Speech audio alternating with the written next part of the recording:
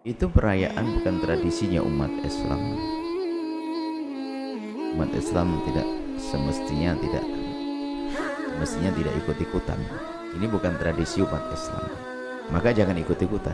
Nah, kemudian jika ada kaum muslimin ikut-ikutan, dia salah. Kalau itu muslim saudara kita, ya semoga Allah memberikan hidayah dan mengampuni, tahun depan gak ikut-ikutan lagi. Kalau dilaksanakan oleh sebuah kelompok, kan negara, ya kita harus adil dong.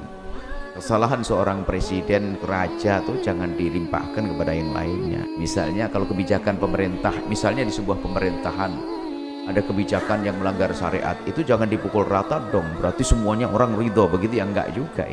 Ini hanya masalah kasus kebijakan pemerintah yang salah, belum tentu yang lain setuju, kan gitu ya.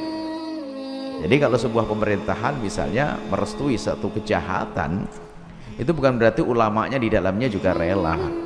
Ini harus adil memandang itu semacam itu. Yang jelas itu adalah perayaan yang tidak boleh orang Islam mengikut-ikutan dia. Kita punya, kalau pengen adakan kegiatan yang positif, yuk kita adakan dong. Kebiar apa kayak gitu, kebiar untuk menegakkan syariat, kebiar untuk bangkit dakwah, biar. Tapi jangan ikut-ikutan demikian itu. Ada masalah tanda-tanda hari kiamat, memang tanda-tanda kiamat sukura sudah banyak tampak ya, banyak orang durhaka dan sebagainya, banyak megah-megahan bangunan dan seterusnya. Itu adalah ada tanda-tanda kecil kiamat, ada, cuman tanda kubra belum ada.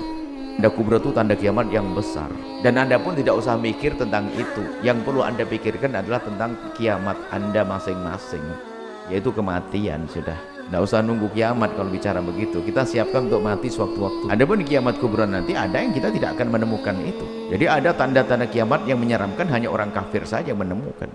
Karena nanti ada sebagian tanda kiamat itu orang beriman Allah akan tiupkan angin sejuk, kemudian di saat itu kita menghirup lalu kita mati. Hancurnya dunia kita tidak merasakan lagi.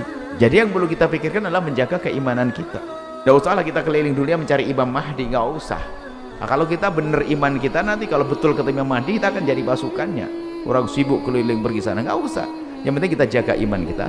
Nah, kalau ada kejadian-kejadian yang semacam itu, misalnya di Saudi sekalipun mengadakan perayaan yang salah, kita beragama bukan ikut negara, bukan, kita ikut syariat, ikut Allah dan Rasulnya. Bukan hari ini, toh dari dulu dong. Beragama kita bukan ikut Mesir, ikut Indonesia, ikut Saudi, enggak ada itu. Kita ikut akidah yang benar, ikut akidah. Kalau mungkin kalau kita perkecil ya, di sebuah kampung ada kiainya, rumah kiai, di situ ada telah ditegakkan syariat, ya kita itu ngikut syariatnya, bukan ngikut rumahnya. Kalau ternyata kiai meninggal dunia di rumah tersebut ada perubahan, ya kita nggak ikut lagi dong, kita ikut syariat kok. Jadi patokan kita tetap syariat.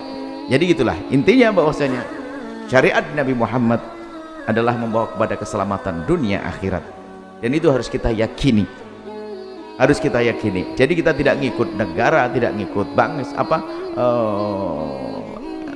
suku daerah, tidak, tapi kita ikut Allah dan Rasulnya.